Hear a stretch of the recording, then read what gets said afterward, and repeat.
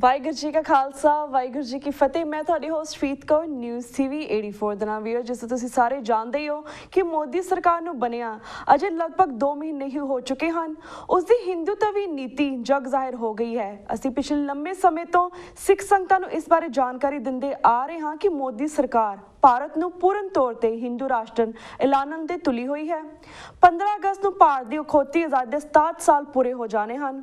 ਇਹਨਾਂ 67 ਵਰ੍ਹਿਆਂ ਵਿੱਚ ਭਾਰਤ ਦੀ ਆਬਾਦੀ 1 ਬਿਲੀਅਨ 300 ਮਿਲੀਅਨ ਨੂੰ ਪਹੁੰਚ ਗਈ ਹੈ।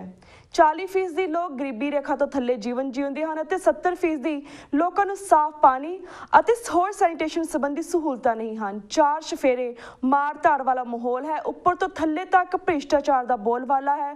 ਮਾਈਨੋਰਟੀਜ਼ ਦੇ ਹਵਾਲੇ ਨਾਲ ਤਾਂ ਹਾਲਤ ਬਹੁਤ ਹੀ ਬਦਤਰ ਹੈ। ਜੂਨ 84 ਨਵੰਬਰ 84 ਦੇ ਘੱਲੂਘਾਰੇ ਅਤੇ ਹਜ਼ਾਰਾਂ ਸਿੱਖ ਨੌਜਵਾਨਾਂ ਦਾ ਝੂਠੇ ਪੁਲਿਸ ਮੁਕਾਬਲਿਆਂ ਵਿੱਚ ਮਾਰੇ ਜਾਣਾ ਮੁਗਲਿਆ ਰਾਜ ਦੇ ਜ਼ੁਲਮਾਂ ਨੂੰ ਵੀ ਮਾਤ ਪਾਉਂਦਾ ਹੈ। ਇਸੇ ਤਰ੍ਹਾਂ ਮੁਸਲਮਾਨਾਂ, ਈਸਾਈਆਂ, ਬੋਧੀਆਂ, ਜੈਨੀਆਂ, ਦਲਿਤਾਂ, ਆਦੀਵਾਸੀਆਂ ਆਦਿ ਦੀ ਹਾਲਤ ਵੀ ਬੜੀ ਤਰਸਯੋਗ ਹੈ।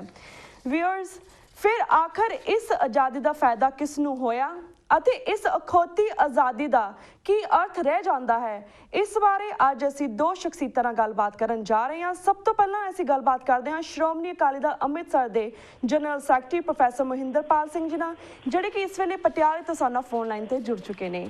ਜੀ ਵੀਰ ਜੀ, ਵਾਹਿਗੁਰੂ ਜੀ ਕਾ ਖਾਲਸਾ ਵਾਹਿਗੁਰੂ ਜੀ ਕੀ ਫਤਿਹ। ਵਾਹਿਗੁਰੂ ਜੀ ਕਾ ਖਾਲਸਾ ਵਾਹਿਗੁਰੂ ਜੀ ਕੀ ਫਤਿਹ ਜੀ। ਵੀਰ ਜੀ, ਜਿਵੇਂ ਅੱਜ ਇੰਡੀਆ ਦੇ ਵਿੱਚ 15 ਅਗਸਤ ਯਾਨੀ ਕਿ ਇੰਡੀਪੈਂਡੈਂਸ ਡੇ ਮਨਾਇਆ ਜਾ ਰਿਹਾ ਹੈ, ਤੁਸੀਂ 1947 ਤੋਂ ਲੈ ਕੇ ਹੁਣ ਤੱਕ ਦੇ 67 ਸਾਲਾਂ ਦਾ ਕਿਵੇਂ ਮੁਲਾਂਕਣ ਕਰਦੇ ਹੋ ਅਤੇ ਇਹਨਾਂ ਸਾਲਾਂ ਵਿੱਚ ਘੱਟ ਗਿਣਤੀਆਂ ਦਾ ਕੀ ਹਾਲ ਹੋਇਆ ਅਤੇ ਇਹ ਆਜ਼ਾਦੀ ਦਾ ਫਾਇਦਾ ਕਿਸ ਨੂੰ ਹੋਇਆ? ਸਭ ਤੋਂ ਪਹਿਲਾਂ ਇਸ ਬਾਰੇ ਆਪਣੇ ਵਿਚਾਰ ਸਾਡੇ ਦਰਸ਼ਕਾਂ ਨਾਲ ਸਾਂਝੇ ਕਰੋ। ਬਿਲਕੁਲ, ਤੁਹਾਡੀ ਗੱਲ ਠੀਕ ਹੈ ਕਿ ਅੱਜ 67 ਸਾਲ ਪੂਰੇ ਹੋ ਗਏ। ਅੱਜ ਇੱਥੇ ਸਵੇਰ ਦੇ 7 ਵਜੇ ਨੇ ਤੇ 15 ਅਗਸਤ ਦੇ ਜਸ਼ਨ ਸ਼ੁਰੂ ਹੋ ਗਏ ਇਹਨਾਂ ਲੋਕਾਂ ਦੇ ਜੀ। ਪਰ ਆਜ਼ਾਦੀ ਲਫ਼ਜ਼ ਦਾ ਜੋ ਨੈਗੇਟਿਵ ਪੱਖ ਇਸ 67 ਸਾਲ ਦੇ ਵਿੱਚ ਹਿੰਦੁਸਤਾਨ ਦੇ ਲੋਕਾਂ ਨੇ ਦੇਖਿਆ, ਹਾਂਜੀ, ਉਹ ਸ਼ਾਇਦ ਦੁਨੀਆ ਦੇ ਕਿਸੇ ਹੋਰ ਖਿੱਤੇ ਵਿੱਚ ਨਾ ਦੇਖਿਆ ਹੋਵੇ। ਮੇਰੇ ਕਹਿਣ ਦਾ ਮਤਲਬ ਇਹ ਹੈ ਕਿ ਇੱਕ ਪਾਸੇ ਇਹ ਦੁਨੀਆ ਦੀ 6ਵੀਂ ਮਿਲਟਰੀ ਪਾਵਰ ਆਪਣੇ ਆਪ ਨੂੰ ਦੱਸਦੇ ਨੇ ਜੀ, ਦੂਸਰੇ ਪਾਸੇ ਇਹ ਦੁਨੀਆ ਦਾ ਸਭ ਤੋਂ ਵੱਡਾ ਡੈਮੋਕ੍ਰੈਟਿਕ ਕੰਟਰੀ ਕਹਿੰਦੇ ਨੇ। ਪਰ ਇਸ ਗੱਲ ਦਾ ਸਹਿਜ ਅੰਦਾਜ਼ਾ ਇਸ ਗੱਲ ਤੋਂ ਲਗਾਇਆ ਜਾ ਸਕਦਾ ਹੈ ਕਿ ਜਿਸ ਦੇਸ਼ ਵਿੱਚ 40 ਤੋਂ 50 ਕਰੋੜ ਲੋਕ ਸਵੇਰੇ ਉੱਠ ਕੇ, ਜਿਵੇਂ ਅੱਜ ਇਹਨਾਂ ਦੀ ਆਜ਼ਾਦੀ ਹੈ, ਉਸ ਦਿਨ ਵੀ ਇਸ ਗੱਲ ਦੇ ਉੱਤੇ ਉਹਨਾਂ ਨੂੰ ਕੋਈ ਵਿਸ਼ਵਾਸ ਨਹੀਂ ਹੈ 50 ਕਰੋੜ ਲੋਕਾਂ ਨੂੰ ਕਿ ਸ਼ਾਮ ਤੱਕ ਉਹ ਢਿੱਡ ਭਰ ਕੇ ਰੋਟੀ ਖਾਣਗੇ ਕਿ ਨਹੀਂ ਖਾਣਗੇ। ਇਹ ਦੁਨੀਆ ਭਰ ਦੇ ਜਿਹੜੇ UNO ਦੇ ਡਾਟਾਜ਼ ਨੇ, ਇੰਡੀਆ ਦੇ ਵੀ ਡਾਟਾਜ਼ ਨੇ, ਇਹ ਗੱਲ ਦੱਸਦੇ ਨੇ, ਅੰਕੜੇ ਇਹ ਗੱਲ ਦੱਸਦੇ ਨੇ ਕਿ 40 ਤੋਂ 50 ਕਰੋੜ ਬੰਦਾ ਹਰ ਰੋਜ਼ ਬੇਵਿਸ਼ਵਾਸੀ ਵਿੱਚ ਹੀ ਉੱਠਦਾ ਹੈ ਤੇ ਬੇਵਿਸ਼ਵਾਸੀ ਵਿੱਚ ਹੀ ਸੌ ਜਾਂਦਾ ਹੈ। ਲਗਭਗ ਅੱਧੀ ਆਬਾਦੀ ਇਸ ਦੇਸ਼ ਦੀ ਅਨਸਰਟਨ ਸਿਰਫ ਰੋਟੀ ਵਾਸਤੇ ਹੀ ਜਿੰਦੀ ਹੈ। ਬਾਕੀ ਸਾਰੀਆਂ ਸਹੂਲਤਾਂ ਜਿਹੜੀਆਂ ਨੇ ਇੱਕ ਜ਼ਿੰਦਗੀ 'ਚ ਰਹਿਣ ਵਾਲੀਆਂ ਉਹ ਬਾਅਦ ਵਿੱਚ ਸ਼ੁਰੂ ਹੁੰਦੀਆਂ ਨੇ।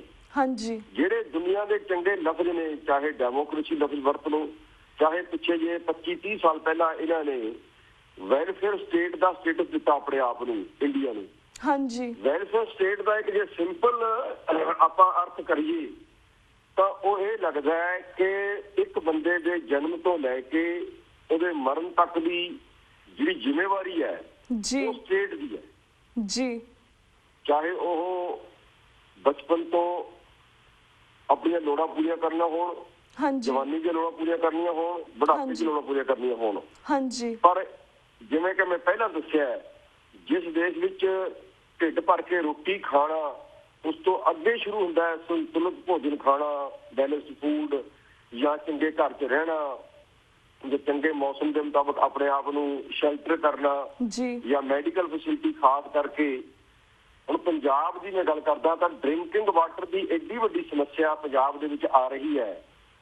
ਜਦੋਂ 5 ਆਬਾਂ ਦਾ ਇਹ ਦੇਸ਼ ਜ਼ਹਿਰ ਧਰਤੀ ਵਿੱਚੋਂ ਪਾਣੀ ਦੇ ਰੂਪ ਵਿੱਚ ਕੱਢ ਰਿਹਾ ਹੈ, ਜਿਹੜਾ ਕਿ ਫਸਲਾਂ ਲਈ ਵੀ ਠੀਕ ਨਹੀਂ ਹੈ। ਪਰ ਇਹ ਸਾਰੀਆਂ ਗੱਲਾਂ ਜਿਹੜੀਆਂ ਨੇ ਇਸ 67 ਸਾਲ ਦੇ ਵਿੱਚ ਵੱਧ ਹੀ ਰਹੀਆਂ ਨੇ, ਘਟੀ ਇੱਕ ਵੀ ਨਹੀਂ। ਇੱਕ ਤਾਂ ਇਹ ਪੱਖ ਹੈ।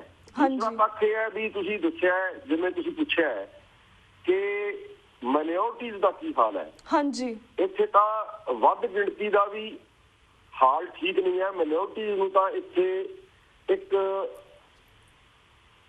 ਜੇ ਬੱਕਰੀ ਦਾ ਕੁਰਬਾਨੀ ਦਾ ਬੱਕਰਾ ਬਣਾਇਆ ਜਾਂਦਾ ਹੈ, ਜੀ ਉਸ ਤਰੀਕੇ ਨਾਲ ਯੂਜ਼ ਕੀਤਾ ਜਾਂਦਾ ਹੈ, ਚਾਹੇ ਉਹ ਸਿੱਖ ਹੋਣ, ਹਾਂਜੀ ਚਾਹੇ ਉਹ ਮੁਸਲਮਾਨ ਹੋਣ, ਜੀ ਚਾਹੇ ਉਹ ਈਸਾਈ ਵੀ ਹੋਣ। ਹਾਂਜੀ ਇੱਥੇ ਇਹ ਇੱਕ ਰੂਟੀਨ ਚੱਲ ਗਿਆ ਇਸ ਦੇਸ਼ ਦੇ ਵਿੱਚ ਕਿ ਜਿਹੜਾ ਵੱਧ ਤੋਂ ਵੱਧ ਮਾਈਨੋਰਟੀ ਦਾ ਕਤਲੇਆਮ ਕਰੇਗਾ ਜੀ ਉਹ ਵੱਧ ਤੋਂ ਵੱਡੀ ਸੀਟ ਦੇ ਉੱਤੇ ਬੈਠ ਸਕਦਾ ਹੈ। ਹਾਂਜੀ ਜੇ ਦੋ ਉਦਾਹਰਨਾਂ ਵੱਡੀਆਂ ਇਸ ਦੇਸ਼ ਵਿੱਚ ਇਹਨਾਂ ਸਾਲਾਂ ਦੇ ਵਿੱਚ ਵਾਪਰੀਆਂ ਨੇ। ਜਦੋਂ ਕਾਂਗਰਸ ਦੀ ਇੰਦਰਾ ਗਾਂਧੀ ਸਰਕਾਰ ਨੇ ਸਿੱਖਾਂ ਦੇ ਧਾਰਮਿਕ ਸਥਾਨ ਦਰਬਾਰ ਸਾਹਿਬ ਦੇ ਉੱਤੇ ਹਮਲਾ ਕੀਤਾ ਤੇ ਦਿੱਲੀ ਸਮੇਤ ਹੋਰ ਸ਼ਹਿਰਾਂ ਦੇ ਵਿੱਚ ਸਿੱਖਾਂ ਦਾ ਗੈਰ ਕਾਨੂੰਨੀ ਕਤਲੇਆਮ ਕੀਤਾ, ਹਾਂਜੀ ਮੈਸਕੇਅਰ ਕੀਤਾ, ਜੈਨੋਸਾਈਡ ਕੀਤਾ, ਤਾਂ ਉਸ ਵਕਤ ਕਾਂਗਰਸ ਨੂੰ ਸਭ ਤੋਂ ਜ਼ਿਆਦਾ ਵੋਟਾਂ ਪਈਆਂ। ਜੀ ਤੇ ਜਦੋਂ ਮੁਸਲਮਾਨਾਂ ਨੇ ਜਦੋਂ ਹਿੰਦੂਆਂ ਨੇ ਇੱਕ ਵਿਊ ਦਿੱਤਾ ਕਿ ਅਸੀਂ ਮੁਸਲਮਾਨਾਂ ਦੇ ਸਭ ਤੋਂ ਵੱਡੇ ਕਾਤਲ ਨੂੰ ਪ੍ਰਧਾਨ ਮੰਤਰੀ ਬਣਾਉਣ ਚੱਲੇ ਆ, ਹਾਂਜੀ ਨਰਿੰਦਰ ਮੋਦੀ ਨੂੰ, ਜੀ ਤਾਂ ਉਸ ਵਕਤ ਬੀਜੇਪੀ ਨੂੰ ਸਭ ਤੋਂ ਜ਼ਿਆਦਾ ਵੋਟਾਂ ਮਿਲੀਆਂ। ਇਹ ਦੋ ਉਦਾਹਰਨਾਂ ਹੀ ਸਪਸ਼ਟ ਕਰਦੀਆਂ ਨੇ ਜੀ ਕਿ ਮਾਈਨੋਰਟੀ ਦਾ ਇੱਥੇ ਕੀ ਭਵਿੱਖ ਹੋਏਗਾ। ਨਾ ਹਾਂਜੀ। ਇੱਥੇ ਇਹਨਾਂ ਦਾ ਪਾਸਟ ਸੀ, ਨਾ ਪ੍ਰੈਜ਼ੈਂਟ ਹੈ, ਜੀ। ਨਾ ਕੋਈ ਫਿਊਚਰ ਹੈ। ਹਾਂ, ਇੱਕੋ ਫਿਊਚਰ ਹੈ ਕਿ ਇਹ ਵਧੀਆ ਬਲੀ ਦੇ ਬੱਕਰੇ ਬਣ ਸਕਦੇ ਨੇ। ਬਸ ਜੀ। ਇੱਕੋ ਸੈਂਟੈਂਸ ਹੈ ਇੱਥੇ ਮਾਈਨੋਰਟੀ ਦੇ ਲਈ। ਹਾਂਜੀ ਜਦੋਂ ਕਿਸੇ ਸ਼ਾਸਕ ਦਾ ਜੀ ਚਾਹੇਗਾ ਇਹਨਾਂ ਦਾ ਕਤਲੇਆਮ ਕਰ ਦੇਗਾ ਤੇ ਰਾਜੀਵ ਗਾਂਧੀ ਕਹਿ ਦੇਗਾ ਕਿ ਇੱਕ ਦਰਖਤ ਟੁੱਟਿਆ ਜੀ, ਹਿਲਜੁਲ ਤਾਂ ਹੋਣੀ ਹੀ ਹੈ, ਜੀ। ਮਾਈਨੋਰਟੀ ਦਾ ਜਿਹੜਾ ਅਧਿਕਾਰ ਹੈ ਉਹ ਖਤਮ। ਹਾਂਜੀ ਤੇ ਨਰਿੰਦਰ ਮੋਦੀ ਕਹਿ ਦੇਗਾ ਕਿ ਮੈਂ ਤਾਂ ਕਾਰ ਦੀ ਪਿਛਲੀ ਸੀਟ ਤੇ ਬੈਠਾ, ਅਗਲੀ ਸੀਟ ਦੇ ਵਿੱਚ ਮੇਰੇ ਡਰਾਈਵਰ ਤੋਂ ਕੋਈ ਕੁੱਤਾ ਮਾਰਿਆ ਜਾਂਦਾ ਹੈ ਤਾਂ ਮੈਨੂੰ ਇਹਦੇ ਬਾਰੇ ਕੀ ਪਤਾ ਹੈ ਜੀ, ਜਾਂ ਮੇਰਾ ਕੀ ਕਸੂਰ ਹੈ ਜੀ, ਉਹ ਕੁੱਤਾ ਜਿਹੜਾ ਹੈ ਉਹ ਮੈਂ ਮਾਰਿਆ। ਹਾਂਜੀ ਲੋਕਾਂ ਦੇ ਮਰਨ ਨੂੰ ਇੱਕ ਦਰਖਤ ਦਾ ਢਹਿਣਾ ਦੱਸਦਾ ਹੈ, ਜੀ ਦੂਸਰਾ ਕੁੱਤਾ ਮਰਨਾ ਦੱਸਦਾ ਹੈ, ਡਰਾਈਵਰ ਕੋਲੋਂ ਮੈਂ ਪਿਛਲੀ ਸੀਟ ਤੇ ਬੈਠਾ, ਮੇਰਾ ਕਸੂਰ ਕੋਈ ਨਹੀਂ ਹੈ। ਹਾਂਜੀ ਸੋ ਇਹ ਸਾਰੀਆਂ ਗੱਲਾਂ, ਪਰ ਮੈਂ ਇੱਥੇ ਇੱਕ ਦੁੱਖ ਨਾਲ ਗੱਲ ਕਹਿਣਾ ਕਿ ਦੁਨੀਆ ਦੇ ਬਹੁਤ ਦੇਸ਼ ਐਸੇ ਨੇ ਜਿਨ੍ਹਾਂ ਨੂੰ ਅਮਰੀਕਾ ਤੋਂ ਬਹੁਤ ਆਸਾਂ ਨੇ। ਹਾਂਜੀ ਉਹ ਦੁਨੀਆ ਦੀ ਬਹੁਤ ਵੱਡੀ ਪਾਵਰ ਹੈ, ਇਹਦੇ ਵਿੱਚ ਕੋਈ ਦੋ ਰਾਵਾਂ ਨਹੀਂ ਹੈਗੀਆਂ ਅੱਜ ਦੀ ਹਾਂਜੀ। ਡੇਟ 'ਚ। ਜੀ ਪਰ ਇਹ ਅਮਰੀਕਾ ਨੇ ਵੀ ਮੋਦੀ ਨੂੰ ਕਲੀਨ ਚਿੱਟ ਦੇ ਕੇ ਆਪਣੇ ਡੈਮੋਕ੍ਰੈਟਿਕ ਦਾਮਨ ਦੇ ਉੱਪਰ ਬਹੁਤ ਵੱਡਾ ਇੱਕ ਧੱਬਾ ਲਗਾਇਆ ਹੈ। ਜੀ ਮੈਂ ਇਹ ਅਪੀਲ ਕਰਦਾ ਆਪ ਜੀ ਦੇ ਮਾਧਿਅਮ ਰਾਹੀਂ ਹਾਂਜੀ ਕਿ ਅਮਰੀਕਾ ਇੱਡੀ ਵੱਡੀ ਬੇਇਨਸਾਫੀ ਮੁਸਲਮਾਨਾਂ ਤੇ ਸਿੱਖਾਂ ਦੇ ਜਿਹੜੇ ਇਹ ਲੋਕ ਕਾਤਲ ਨੇ ਇਹਨਾਂ ਦੇ ਪ੍ਰਤੀ ਨਾ ਦਿਖਾਵੇ ਤਾਂ ਬਹੁਤ ਵਧੀਆ ਹੋਏਗਾ, ਨਹੀਂ ਤਾਂ ਬਹੁਤ ਹੀ ਇੱਕ ਗਲਤ ਕਿਸਮ ਦਾ ਮੈਸੇਜ ਜਿਹੜਾ ਹੈ ਜੀ ਹੋ ਜਾਏਗਾ। ਬਾਕੀ ਜਿਹੜੀ ਤੁਸੀਂ 15 ਅਗਸਤ ਦੀ ਗੱਲ ਪੁੱਛੀ ਹੈ, ਆਜ਼ਾਦੀ ਦੀ ਗੱਲ ਪੁੱਛੀ ਹੈ, ਇਹ ਸਾਰੀਆਂ ਗੱਲਾਂ ਬੇਮਾਨਾ ਨੇ, ਟੋਟਲੀ ਬੇਮਾਨਾ ਨੇ ਪ੍ਰੈਕਟੀਕਲੀ। ਜੀ ਮੈਂ ਇੱਕ ਗੱਲ ਜ਼ਰੂਰ ਕਹਿਣਾ ਚਾਹੁੰਦਾ ਕਿ ਇਹ ਸਾਰੀਆਂ ਗੱਲਾਂ ਦੇ ਵਿੱਚ ਮਾਈਨੋਰਟੀਜ਼, ਦੋਨੋਂ ਵੱਡੀਆਂ ਮਾਈਨੋਰਟੀਜ਼ ਇੱਥੇ ਹਾਂਜੀ ਸਿੱਖ ਤੇ ਮੁਸਲਮਾਨ, ਇਹਨਾਂ ਦੋਨਾਂ ਦੇ ਜਿਹੜੇ ਲੋਕ ਨੇ ਉਹਨਾਂ ਕੋਲ ਸਪਸ਼ਟ ਵਿਊ ਹੋਣ ਦੇ ਬਾਵਜੂਦ ਵੀ ਉਹ ਹਜੇ ਆਪਣੇ ਆਪ ਆਪਣੀ ਲੜਾਈ ਦਾ, ਆਪਣੇ ਅਧਿਕਾਰਾਂ ਦੀ ਲੜਾਈ ਦਾ ਹਾਂਜੀ ਦਾਇਰਾ ਵੀ ਠੀਕ ਨਹੀਂ ਕਰ ਸਕੇ। ਜੀ ਸਿੱਖ ਲਗਭਗ ਨਿਗਲਿਆ ਜਾ ਚੁੱਕਾ ਹੈ ਇਸ ਦੇਸ਼ ਦੇ ਵਿੱਚ ਹਾਂਜੀ ਹਿੰਦੂਇਜ਼ਮ ਦੇ ਪ੍ਰਤੀ। ਜੀ ਹਿੰਦੂਇਜ਼ਮ ਦੀ ਵੱਡੀ ਸਰਾਲ, ਬੇਸ਼ੱਕ ਗੱਲਾਂ ਬਹੁਤ ਲੰਮੀਆਂ ਹੋ ਜਾਂਦੀਆਂ ਨੇ ਹਾਂਜੀ ਪਰ ਇਹ ਕੋਈ ਇੱਕਦਮ ਵਾਪਰਿਆ ਵਰਤਾਰਾ ਨਹੀਂ ਹੈ। ਹਾਂਜੀ ਜੇ ਮੋਹਨ ਭਾਗਵਤ ਨੇ ਕਹਿ ਦਿੱਤਾ ਕਿ ਸਿੱਖ ਜਿਹੜੇ ਨੇ ਇਹ ਹਿੰਦੂ ਕੌਮ ਵਿੱਚੋਂ ਨੇ, ਹਾਂਜੀ ਇਹ ਮੋਹਨ ਭਾਗਵਤ ਨੇ ਪਹਿਲੀ ਵਾਰ ਨਹੀਂ ਕਿਹਾ, ਇਹ ਸੁਦਰਸ਼ਨ ਵੀ ਕਹਿੰਦਾ ਰਿਹਾ ਜਿਹੜਾ ਆਰਐਸਐਸ ਦਾ ਪਹਿਲਾ ਮੁਖੀ ਸੀ, ਜੀ ਇਹ ਤੋਗੜੀਆ ਵੀ ਕਹਿੰਦਾ ਰਿਹਾ, ਇਹ ਹੋਰ ਇਹਨਾਂ ਦੇ ਐਮਪੀ ਐਮਐਲਏ ਜਾਂ ਹਿੰਦੂ ਸਮਿਤੀਆਂ ਜਿਹੜੀਆਂ ਬਣੀਆਂ ਨੇ ਇਹਨਾਂ ਦੇ ਲੀਡਰ ਅਕਸਰ ਕਹਿੰਦੇ ਨੇ। ਹਾਂਜੀ ਪਰ ਸਿੱਖਾਂ ਦੀ ਰਾਜਸੀ ਧਿਰ ਪ੍ਰਕਾਸ਼ ਸਿੰਘ ਬਾਦਲ ਨੇ ਕਦੇ ਵੀ ਇਹਦਾ ਜਵਾਬ ਨਹੀਂ ਦਿੱਤਾ, ਅੱਜ ਵੀ ਨਹੀਂ ਦਿੱਤਾ। ਜਿਹੜਾ ਮੋਹਨ ਭਾਗਵਤ ਨੇ ਇੰਨਾ ਵੱਡਾ ਕਹਿ ਦਿੱਤਾ ਕਿ ਸਿੱਖ ਤਾਂ ਹਿੰਦੂਆਂ ਦਾ ਹਿੱਸਾ ਨੇ। ਹਾਂਜੀ ਦੂਜੇ ਪਾਸੇ ਮੋਹਨ ਭਾਗਵਤ ਦੀ ਸਰਕਾਰ ਹੈ ਬਿਨਾਂ ਸ਼ੱਕ, ਹਾਂਜੀ ਤੇ ਇਸ ਵਿੱਚੋਂ ਸਾਡਾ ਭਵਿੱਖ ਜਿਹੜਾ ਹੈ ਉਹ ਦੇਖਿਆ ਜਾ ਸਕਦਾ ਹੈ। ਪਹਿਲਾਂ ਇਹ ਕਤਲ ਕਰ ਚੁੱਕੇ ਨੇ, ਹੁਣ ਇਹ ਸਾਨੂੰ ਹਿੰਦੂ ਕਹਿ ਰਹੇ ਨੇ, ਕੱਲ ਇਹ ਸਾਡੇ ਨਾਲ ਕੀ ਕਰਨਗੇ ਇਹ ਗੱਲ ਸਹਿਜੇ ਹੀ ਹਕੂਮਤਾਂ ਦੇ ਬਿਆਨਾਂ ਤੋਂ ਲਗਾਈ ਜਾ ਸਕਦੀ ਹੈ। ਹਾਂਜੀ ਸਿੱਖਾਂ ਦਾ ਤੇ ਮਾਈਨੋਰਟੀ ਦਾ ਭਵਿੱਖ ਜਿਹੜਾ ਹੈ ਜੀ ਉਹ ਬਹੁਤ ਵੱਡੇ ਇੱਕ ਅਜਗਰ ਦੇ ਮੂੰਹ ਵਿੱਚ ਚਲਾ ਗਿਆ। ਤੇ ਸਿੱਖ ਜੇਕਰ ਆਪਣੇ ਵਿਰਸੇ ਨਾਲ ਜੁੜ ਕੇ ਨਹੀਂ ਜੀਣਗੇ ਹਾਂਜੀ ਤਾਂ ਉਹ ਬਹੁਤ ਛੇਤੀ ਇਸ ਦੇਸ਼ ਚੋਂ ਸਿਧਾਂਤਕ ਤੌਰ ਤੇ ਖਤਮ ਹੋ ਜਾਣਗੇ। ਹਾਂਜੀ ਜੀ, ਤੇ ਵੀਰ ਜੀ ਸਾਡੇ ਕੋਲ 2 ਮਿੰਟ ਰਹਿ ਗਏ ਨੇ ਐਟ ਦੀ ਐਂਡ। ਅਸੀਂ ਅਗਲੇ ਸਵਾਲ ਵੱਲ ਵੀ ਜਾਣੇ। ਜਿਸ ਤਰ੍ਹਾਂ ਆਉਣ ਵਾਲੇ ਦਿਨਾਂ ਵਿੱਚ ਪੰਜਾਬ 'ਚ ਪਟਿਆਲਾ ਅਤੇ ਸਾਬੋ ਕੀ ਤਲਵੰਡੀ ਵਿਧਾਨ ਸਭਾ ਹਲਕਿਆਂ ਦੀ ਚੋਣ ਹੋਣ ਜਾ ਰਹੀ ਹੈ, ਤੁਸੀਂ ਇਹਨਾਂ ਦੇ ਕੀ ਨਤੀਜੇ ਵੇਖਦੇ ਹੋ ਵਿਦਿਨ 2 ਮਿੰਟਸ? ਇਹਨਾਂ ਦੋਹਾਂ ਹੀ ਜਿਹੜੀਆਂ ਜ਼ਿਮਨੀ ਚੋਣਾਂ ਹੋ ਰਹੀਆਂ ਨੇ ਜੀ ਉਹਦੇ ਵਿੱਚ ਇੱਕ ਗੱਲ ਲਗਭਗ ਲੋਕਾਂ ਦੇ ਮਨਾਂ 'ਚ ਆ ਚੁੱਕੀ ਹੈ ਕਿ ਦੋਨਾਂ ਵੱਡੀਆਂ ਪਾਰਟੀਆਂ ਦਾ ਆਪਸ ਵਿੱਚ ਸਮਝੌਤਾ ਹੋ ਚੁੱਕਾ ਹੈ। ਹਾਂਜੀ ਪ੍ਰਕਾਸ਼ ਸਿੰਘ ਬਾਦਲ ਦੀ ਪਾਰਟੀ ਤੇ ਅਮਰਿੰਦਰ ਸਿੰਘ ਦੀ ਪਾਰਟੀ ਜੋ ਪੰਜਾਬ ਦੇ ਵਿੱਚ ਕਾਂਗਰਸ ਦੇ ਰੂਪ ਵਿੱਚ ਵਿਚਰਦੀ ਹੈ, ਜੀ ਉਹਨਾਂ ਨੇ ਇੱਕ ਐਸੀ ਗੱਲ ਤੈਅ ਕਰ ਲਈ ਹੈ ਕਿ ਤਲਵੰਡੀ ਸਾਬੋ ਵਾਲੀ ਸੀਟ ਜਿਹੜੀ ਹੈ ਉਹ ਬਾਦਲਾਂ ਨੂੰ ਮਿਲ ਜੇ, ਹਾਂਜੀ ਜਿਹੜੀ ਪਟਿਆਲੇ ਵਾਲੀ ਸੀਟ ਹੈ ਉਹ ਕਾਂਗਰਸ ਨੂੰ ਮਿਲ ਜੇ। ਜੀ ਪਰ ਇੱਕਦਮ ਲੋਕਾਂ ਦਾ ਕੀ ਵਿਊ ਹੁੰਦਾ ਹੈ ਇਹਦੇ ਬਾਰੇ ਮੈਂ ਬਹੁਤਾ ਆਸਵੰਦ ਨਹੀਂ ਹਾਂ। ਹਾਂਜੀ ਲੋਕ ਹਜੇ ਤੱਕ ਕੋਈ ਬਹੁਤ ਵਧੀਆ ਜਿਹੜਾ ਪੰਜਾਬ ਦੇ ਲੋਕ ਨੇ ਬਹੁਤ ਵਧੀਆ ਕਦੇ ਵੀ ਪ੍ਰਦਰਸ਼ਨ ਨਹੀਂ ਕਰ ਸਕੇ ਜਿਹਨੂੰ ਸਿਆਣਪ ਵਾਲੀ ਗੱਲ ਕੀਤੀ ਜਾ ਸਕੇ।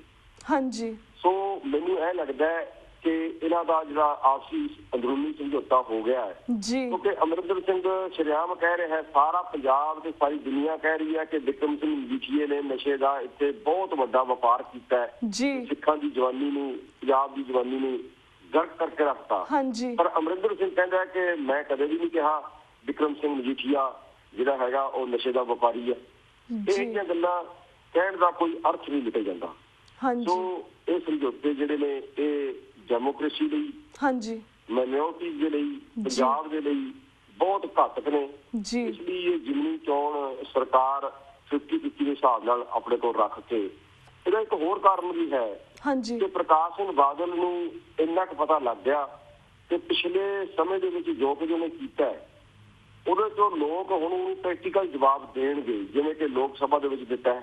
ਹਾਂਜੀ ਜਿਵੇਂ ਕਿ ਸਿੱਖਾਂ ਦੀ ਇੱਕ ਮਾਨਸਿਕਤਾ ਜਿਹੜੀ ਹੈ ਉਹ ਮੰਨ ਚੁੱਕੀ ਹੈ ਕਿ ਪ੍ਰਕਾਸ਼ ਸਿੰਘ ਬਾਦਲ ਬਹੁਤ ਵੱਡਾ ਕਾਤਲ ਹੈ ਸਿੱਖੀ ਦਾ, ਹਾਂਜੀ ਪਰ ਹੁਣ ਸਿੱਖਾਂ ਨੂੰ ਉਹਦੇ ਖਿਲਾਫ ਪ੍ਰੈਕਟੀਕਲੀ ਚੱਲਣਾ ਪਏਗਾ। ਜੀ ਸੋ ਇਹ ਜ਼ਿਮਨੀ ਚੋਣਾਂ ਦੇ ਵਿੱਚ ਤਾਂ ਸਮਝੌਤੇ ਵਾਲੀ ਗੱਲ ਲੱਗਦੀ ਹੈ। ਆਮ ਆਦਮੀ ਪਾਰਟੀ ਵੀ ਕਰ ਰਹੀ ਹੈ, ਪਰ ਆਮ ਆਦਮੀ ਪਾਰਟੀ ਦਾ ਮੈਂ ਬਹੁਤ ਵਧੀਆ ਰੋਲ ਨਹੀਂ ਸਮਝਦਾ, ਕਿਉਂਕਿ ਸਿੱਖਾਂ ਦੇ ਪ੍ਰਤੀ ਉਹਨਾਂ ਨੇ ਮਨਪ੍ਰੀਤ ਬਾਦਲ ਵਾਂਗ ਇੱਕ ਨਕਾਰਾਤਮਕ ਹੀ ਸੁਭਾਅ ਰੱਖਿਆ ਹੋਇਆ ਹੈ। ਜੀ ਪਿਛਲੇ ਦਿਨਾਂ 'ਚ ਤੁਸੀਂ ਦੇਖਿਆ ਹੋਵੇਗਾ ਮੀਡੀਆ ਰਾਹੀਂ ਕਿ 2-2.5 ਮਹੀਨੇ ਤੋਂ ਜ਼ਿਆਦਾ ਸਮਾਂ ਸਾਰੀਆਂ ਸਿੱਖ ਧਿਰਾਂ ਭਾਈ ਜਗਤਾਰ ਸਿੰਘ ਹਵਾਲਾ ਦੇ ਇਲਾਜ ਦੇ ਲਈ ਹਾਂਜੀ ਬਹੁਤ ਤਤਪਰ ਰਹੀਆਂ। ਹਾਂਜੀ ਹਰ ਤਰ੍ਹਾਂ ਦੀ ਕੋਸ਼ਿਸ਼ ਹਰ ਪਾਰਟੀ ਨੇ ਕੀਤੀ, ਸਾਡੀ ਪਾਰਟੀ ਨੇ ਕੀਤੀ, ਹੋਰਾਂ ਨੇ ਵੀ ਕੀਤੀ, ਜੀ ਪਰ ਉਹਦੇ ਵਿੱਚ ਆਮ ਆਦਮੀ ਪਾਰਟੀ ਨੇ ਇਹਨੂੰ ਹਿਊਮਨ ਰਾਈਟਸ ਦੇ ਪੁਆਇੰਟ ਆਫ ਵਿਊ ਨਾਲ ਇੱਕ ਬਿਆਨ ਤੱਕ ਦਿੱਤਾ। ਉਹੀ ਭਗਵੰਤ ਮਾਨ ਜਦੋਂ ਗੁਰਬਖਸ਼ ਸਿੰਘ ਅੰਬ ਸਾਹਿਬ ਜੇਲ੍ਹਾਂ ਚੋਂ ਰਿਹਾਈ ਦੀ ਗੱਲ ਕਰਦੇ ਉੱਥੇ ਜਾ ਕੇ ਤਾਂ ਆਪਣੀ ਪਪੂਲੈਰਿਟੀ ਹਾਸਿਲ ਕਰਦਾ ਹੈ, ਜੀ ਪਰ ਇੱਕ ਐਮਪੀ ਬਣਨ ਤੋਂ ਬਾਅਦ ਉਹ ਪਾਰਲੀਮੈਂਟ ਜਾਂ ਪਾਰਲੀਮੈਂਟ ਤੋਂ ਬਾਹਰ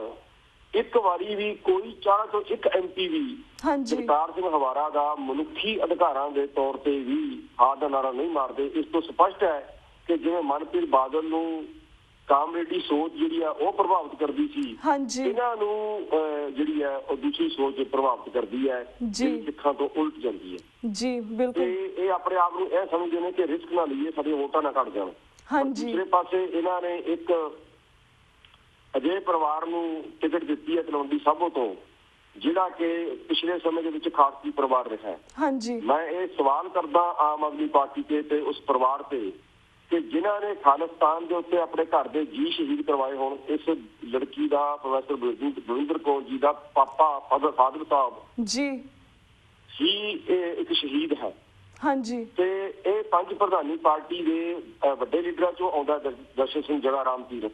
ਜੀ ਉਹਦੀ ਇਹ ਬੇਟੀ ਭਰਾ ਦੀ ਬੇਟੀ ਆ, ਉਹਨੇ ਅਡਾਪਟ ਕੀਤੀ ਹੈ ਜੋ ਵੀ ਉਹਦੇ ਪਰਿਵਾਰ ਦਾ ਹੈ। ਹਾਂਜੀ ਪਰ ਇਹਨਾਂ ਨੇ ਗਾਂਧੀ ਟੋਪੀ ਨੂੰ ਕਿਉਂ ਸਵੀਕਾਰ ਕੀਤਾ? ਜੀ ਕੀ ਇਹ ਪਾਰਟੀ ਹੁਣ ਜਿਸ ਵਿੱਚ ਇਹ ਜਾ ਰਹੀ ਹੈ ਜਾਂ ਗਈ ਹੈ ਜਾਂ ਇਲੈਕਸ਼ਨ ਲੜ ਰਹੀ ਹੈ, ਹਾਂਜੀ ਕੀ ਇਹ ਖਾਲਿਸਤਾਨ ਦੀ ਗੱਲ ਕਰਨਗੇ? ਇਹ ਸਾਰੇ ਸਵਾਲ ਜਿਹੜੇ ਨੇ ਇਹ ਸਿੱਖਾਂ ਦੇ ਵਿੱਚ ਨੇ। ਅਸੀਂ ਜਦੋਂ ਤੱਕ ਮਤਲਬੀਪੁਣਾ ਆਪਣੇ ਸਿਧਾਂਤ ਦੇ ਉੱਤੇ ਭਾਰੂ ਰੱਖਾਂਗੇ ਜੀ ਉਨੀ ਦੇਰ ਤੱਕ ਸਿੱਖ ਕੋਈ ਪ੍ਰੈਕਟੀਕਲ ਲੜਾਈ ਨਹੀਂ ਲੜ ਸਕਦੇ। ਇਹ ਤਲਵੰਡੀ ਸਾਬੋ ਤੇ ਪਟਿਆਲੇ ਦਾ ਵੇਰਵਾ ਹੈ। ਜੀ ਬਿਲਕੁਲ ਬਿਲਕੁਲ ਵੀਰ ਜੀ, ਵੀ ਅਗਰੀ ਵਿਦ ਯੂ ਵੀਰ ਜੀ। ਸਾਡਾ ਹੁਣ ਵਕਤ ਸਮਾਪਤੀ ਵੱਲ ਜਾ ਰਿਹਾ ਤੇ ਤੁਹਾਡੇ ਕੋਲ ਇਜਾਜ਼ਤ ਲੈਣ ਦਾ ਵੀ ਟਾਈਮ ਹੋ ਰਿਹਾ ਤੇ ਹੁਣ ਅਸੀਂ ਤੁਹਾਡੇ ਕੋਲ ਇਜਾਜ਼ਤ ਲੈਣੇ ਸਮੇਂ ਇਸੇ ਤਰ੍ਹਾਂ ਅਸੀਂ ਤੁਹਾਨੂੰ ਦਰਸ਼ਕਾਂ ਦੇ ਰੂਬਰੂ ਕਰਵਾਉਂਦੇ ਰਵਾਂਗੇ। ਪਰ ਹੁਣ ਅਸੀਂ ਤੁਹਾਡੇ ਕੋਲ ਇਜਾਜ਼ਤ ਲੈਣੇ ਆ। ਵਾਹਿਗੁਰੂ ਜੀ ਕਾ ਖਾਲਸਾ, ਵਾਹਿਗੁਰੂ ਜੀ ਕੀ ਫਤਿਹ। ਬਹੁਤ ਬਹੁਤ ਤੁਹਾਡਾ ਧੰਨਵਾਦ ਜੀ। ਵਾਹਿਗੁਰੂ ਜੀ ਕਾ ਖਾਲਸਾ, ਵਾਹਿਗੁਰੂ ਜੀ ਕੀ ਫਤਿਹ। ਵਿਊਅਰਸ, ਵਕਤ ਹੋ ਗਿਆ ਇੱਕ ਛੋਟੇ ਜਿਹੇ ਬ੍ਰੇਕ ਦਾ। Keep watching news TV 84। We'll be right back after a short break.